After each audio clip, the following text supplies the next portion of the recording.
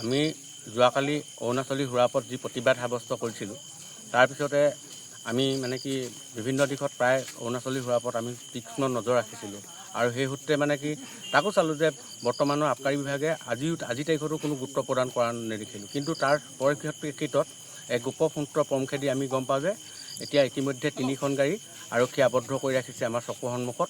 অলপ পিছতে তদন্ত কৰাৰ পিছত ইয়াৰ প্ৰকৃত ৰহস্য ক'ৰ পৰা ক'লৈ আহে কেনি যায় এই অৰুণাচলী সুৰা সকলো ৰাইজে জনাব আৰু আমি সংবাদ মাধ্যমক অৱগত কৰিম। ইতিমধ্যে চিলাপথাৰ আৰক্ষী বিষয়াই ডিব্ৰুগড় আৰক্ষী বিষয়াসকল ইতিমধ্যে পাইছেহি আৰু চিলাপথাৰ সদৰ যিগৰাকী আৰক্ষী বিষয়া তেখেতো ইতিমধ্যে ইয়াত পাবহি আৰু লেখাবালি ICC ইতিমধ্যে ফোন কৰিছে। এতিয়া দেখিছে ইমান এটা ৰমৰমীয়াকৈ তেখেতলোকে ইমান বলেৰো পিকআপ কেইবাখনত আৰু ইতিমধ্যে পাৰ কৰিবলৈ লওঁতে আমাৰ যুৱ পৰিষদৰ কৰ্মী আৰু বিভিন্ন ধৰণৰ ৰাইজ আহি পিনি তেখেতলোকক কৰায়ত্ব কৰে। তাৰ লগে লগে আমি আৰক্ষী বিষয়া ৰুমি খাকলাৰীদেৱক আমি ফোন কৰোঁ আৰু সেই অনুপাতে চিলাপথাৰ আৰক্ষী বিষয়া আৰু লেখাবালি আৰক্ষী বিষয়া ইয়াত উপস্থিত হ'বহি অলপ পিছত।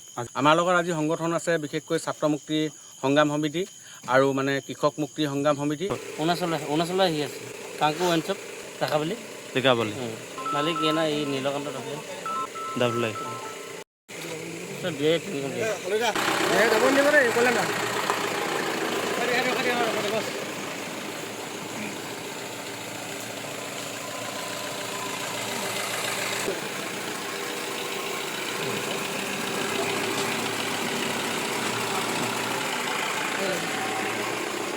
লেখা দিব